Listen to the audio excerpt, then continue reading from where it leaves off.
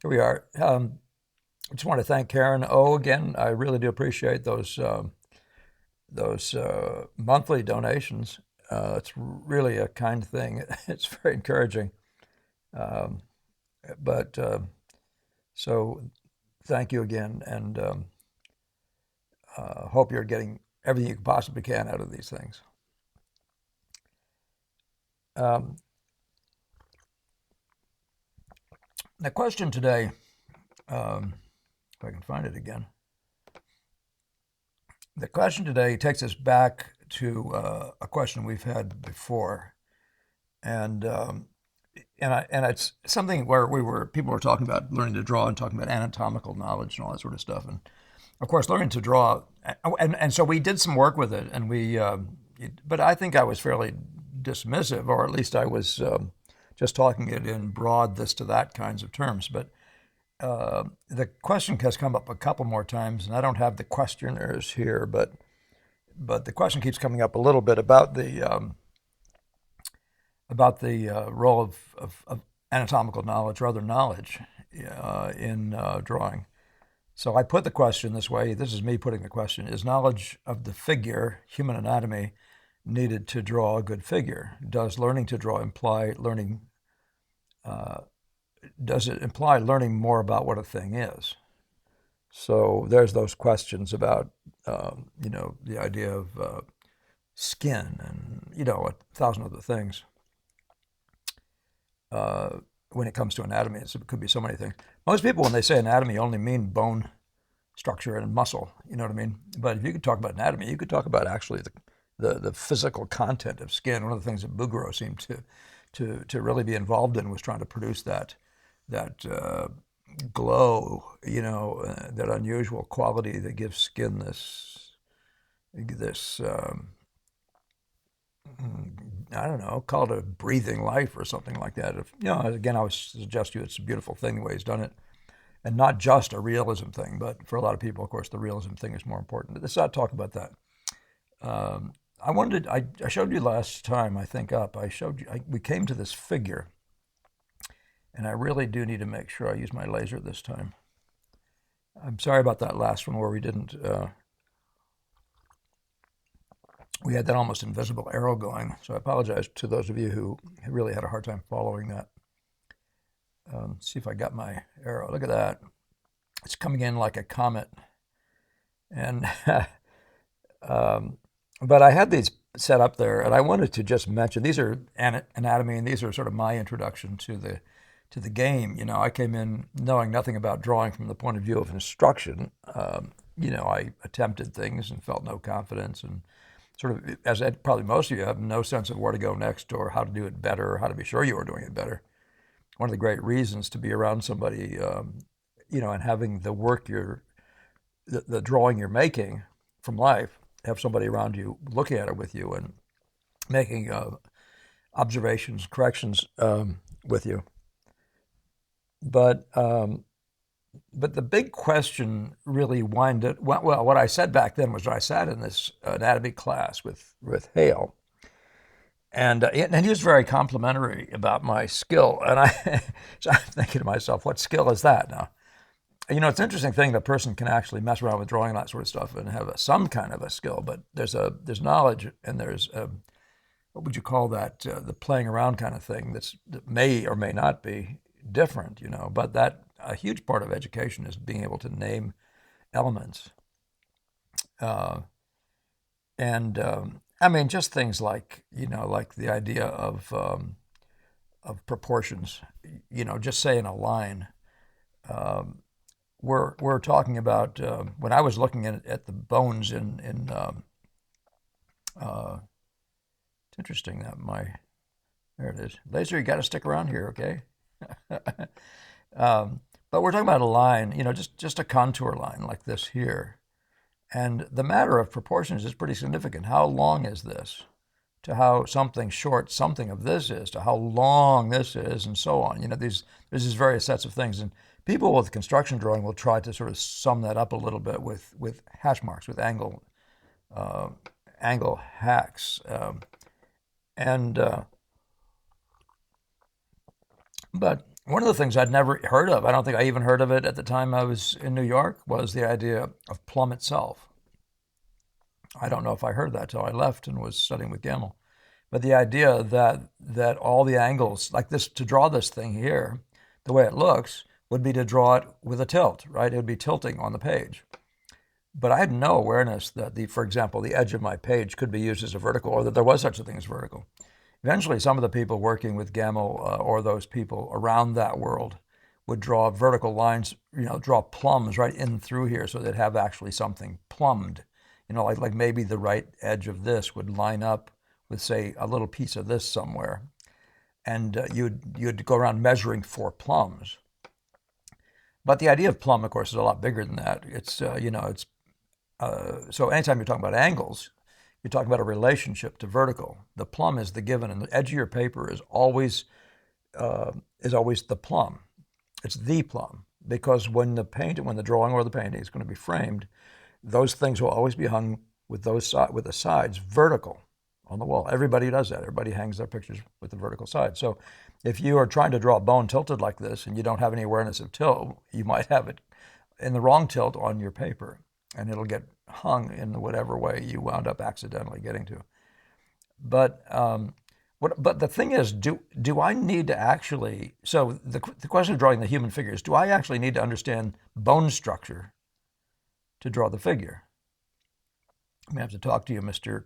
Producer, about why my little red spot keeps disappearing.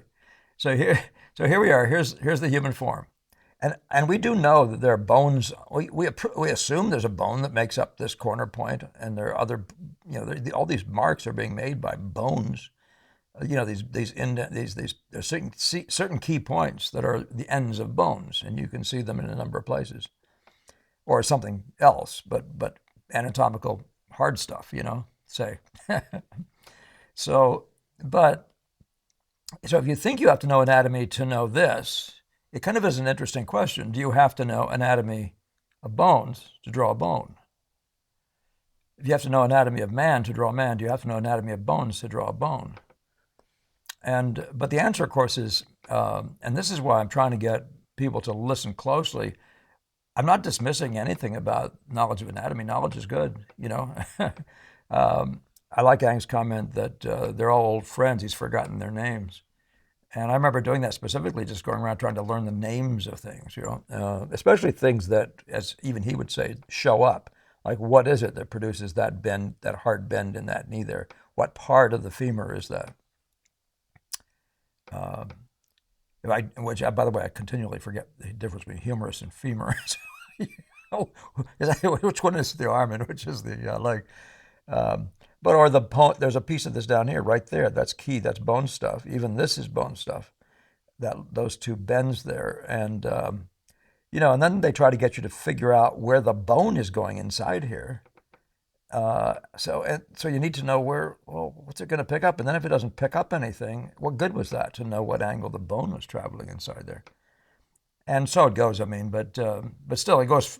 So it goes to that kind of thing, though. Well, do you have to understand the bone anatomy to draw a bone, and do you have to understand tree anatomy to draw a tree?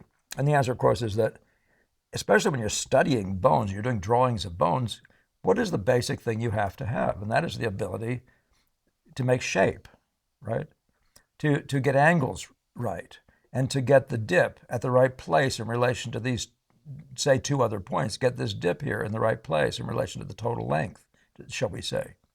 And any bumps you may have, can you get the size of that bump right to the size of whatever the next bumps are? This kind of a dip is a big landmark, Can you get the angle right between this and, say, that inmost point there and this out here? Can you get that angle right? Can you get the angle right between this and this? Well, that's needed to draw a bone, and it's needed to draw a human being. And so what I'm trying to get people to realize, young people to realize, is that you need to study drawing. Now, you can draw bones and humans all day long, but you need to study shape making, not anatomy of man. You need to understand how to make a shape, how to make an accurate shape, how to get a proportion right. See the wedge of the back here? You have to be able to know how to get, say, something that reads here to here. You have to be able to get that width right. Let's make it out there. And have that width right to the width out here So these two things form the right wedge. You have to be able to make the curve, this thing curve enough in relation to whatever shape this, whatever's being made here by the shadows, whatever shape. So, and so it goes, right? And you see these wedges all the time. Here's another one down here. If you talk about just the height of this going over to here, that's the kind of stuff you have to get good at.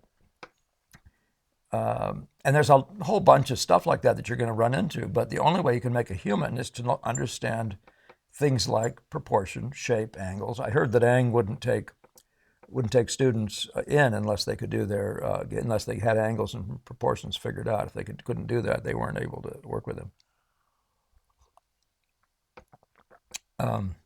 So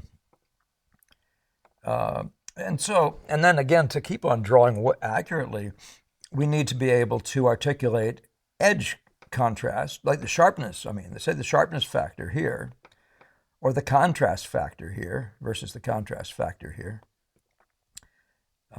We have to understand values. We have to. So that's not. We don't have to understand the point of attachment of a muscle or a tendon. We have to understand values. So that value there, what value is that? Well, you don't know. You compare it with all the other values in the room. It's not as dark as the black around here. It might be the same as this, but it's not as darker than this or the stuff in that area.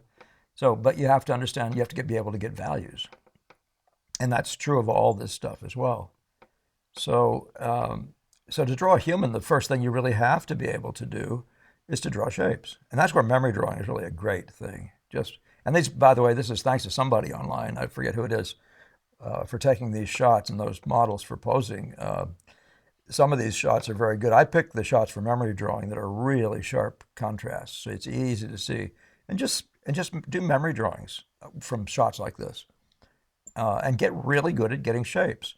So shape is involved in I use things like, say the big height to the width, the grand gesture of the thing. That's the general thrust of the whole thing. What kind of a tilt does the whole thing feel like it has? You have to be able to get that right. You have to be able to get all the local angles right. And certainly their relationship right means right to plumb. And certainly anything that's absolutely plumb, say this thumb looks like if it may actually plumb, no, it's a little probably inside. Maybe it actually plumbs with that dip down there or something like that. When actual plums happen, you want those to be right? So perhaps this thing here plumbs with something. But it's not as important to get that. I mean, it is important that those are there. Here's a good spot if some part of this plumbs with something. That's all good stuff. But the real difficult thing, and the thing you have to make yourself good at, is always relational angles. So you want to get good at vertical. So here's vertical right here down this side. And you want to get good at vertical and how this point here why don't you say from this point here to here, there's an angle. How does that angle feel to vertical? It needs to be corrected to vertical. And of course, it should be corrected. Even if you see that angle, you should look around and see if there's some other angles rather like it. You remember that Paxton comment? If you have that color in your brush, look around and see if there may be 2 or 3 other places it may look like it goes. But angles are like that. That's what we call relational thinking. Or how this angle here, say some portion, even when you're doing shadow lines, they may create a decisive angle here. There's a very defined sense to your eye, how it goes to this angle. And by the way, this is a complex angle. I mean, this is a bent angle, it's a curve, but it still has a thrust, right? You only use that word gesture. I'd say that every area has a gesture. Every unit, like a blob like this this blob here all by itself is gesturing. The entire body is gesturing. And there's every aspect of this thing. So you have to get good at making things do gesture.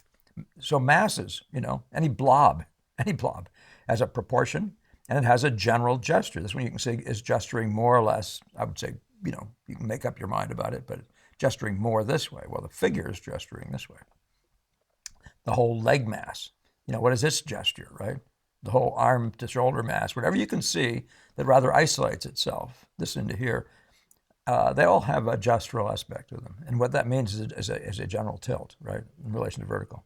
So that little mass there, when you're making any shape, that one, this one, you can see that the thrust of this one is not the same as this one. This is going more this way. This is going more this way, right? But that's a thing that when you make the thing with the complexity that it has, you can begin to see whether the general thrust is right. So you have to get enough data in there to do it. Don't try to pre-fix all these things with some mechanical process. Just make sure you put a top and bottom down and then get the angle relationships to feel right to vertical. And as you add more points, get them to feel right to other angles. But that's what you got to get good at. Now, that's not the whole thing, because, for example, another thing is form. There's this modeling thing, which is, so this is this great tubularity, shall we call it, of the back. Or if you want to call that a tubularity here. Now, this is a much more, well, they're all complex. I was going to say it's much more complex. You'd like to think of this as a simple tube, like a toothpaste tube, but it's got form shifts in it, right? So it's a different form just here from what it is right here because of the way the values work. So form, the complexity of form, you have to get good at managing value transitions to produce the sense of form in a given spot, and you have to get it at the right values. Now, none of that sounds to me like anatomy. It does it to you. So that's my point, though, and it's not to make any more of that. I'm just simply saying, anatomy won't make you a good draftsman. Drawing will. And so yeah. So values, darkest darks, whatever you have for values, darker middle tones. A lot of times people get confused because that's a shadow and that's a dark. You don't have to be confused. Just value masses are value masses. All pictures have is value masses. This one here is almost as dark as this one. It's arguable that it is the same darkness in part. But this definitely is a different value. And you can see there's a whole range of different values in this picture. One of the difficulties of shots, one of the things I really prefer in shots like this is to have a very simple light source. These aren't too bad, but the bounce off the whitish walls and stuff like that does make it less obvious how all these forms work. When you set up a still life, a figure in a room, you can make your light is much more simple than this and really get profoundly stronger, more obvious, and easier to draw forms. But down here you can see, and so here's another thing. So we talked this a science thing about the shadow line, but there is this point beyond the shadow, beyond which none of the direct light source gets. It's useful to know that kind of a thing, so that you know that the lights, all the form is in the lights, and the shadow is for atmosphere. The shadows are flat, essentially, right? Until you put some goofy backlight in that has a little bit of a strong backlight.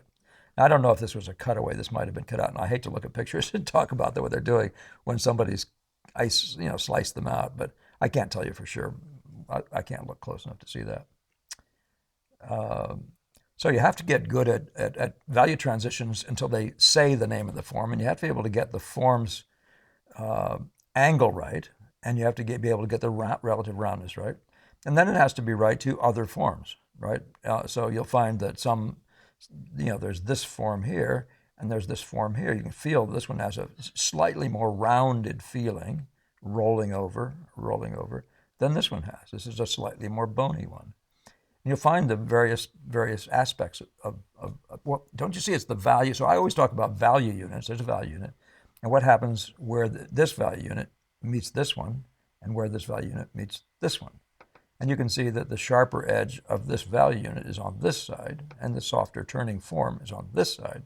Both of them have forming thing. Anyway, do you see what I'm doing? So edge relationships are very much in that same category. You see the thumb, there's a sharp edge on the left side, and there's a tendency to disappear completely on the right side.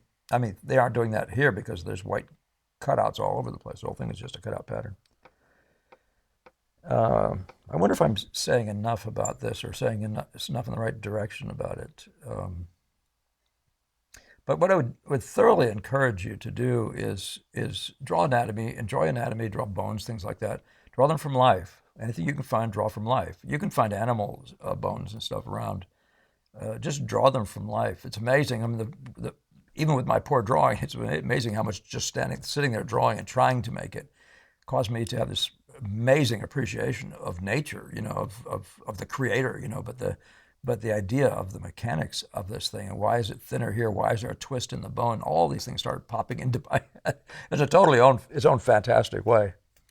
But to draw this bone requires that you understand values, that you understand angles, that you understand shape, even the idea of what I call bump counts as you go around here, get the number of bumps and get them the right size to each other. And so on, that's an abstract thing, right? And of course, you're always looking to see if it looks like a bone yet, just as you'd be looking to see if it looks like a man yet. You have to learn things like doing greater to lesser, like establishing something about this top and getting something about the bottom here, and beginning to get enough data so you can get the angle right. so you can close in on all these things. That's all important stuff. When you're drawing, you have to learn to put a top and bottom down. Choose the length you're going to do, so that, as Ang said, a guy drawing a line with this much authority must have known where he was starting and where he was going to end. And that's true all the time. You want to really draw this line right here with authority. And that would be the length, say, of a long line that Sargent talks about. He says, draw the longest line you can remember. That would be one right there where you could say you probably could remember that much. But you have to have looked well and know where it's starting, even start tying on a little bit and then know exactly where it's going to have that preconceived, have that pre-seen in your mind so you know where you're headed with that line. All that stuff is very important to our way of drawing, to our way of drawing with paint. Yeah, so I think you can follow what I'm saying. You have to be good at shape making. And out of that, you can study anatomy and all that sort of stuff. But you see which comes first. And that's all I was really trying to present to you, that you really want to put your mind to work at drawing. And as Ang didn't say draw anatomy, lots of anatomy, he said draw lines, lots of lines from memory and from nature.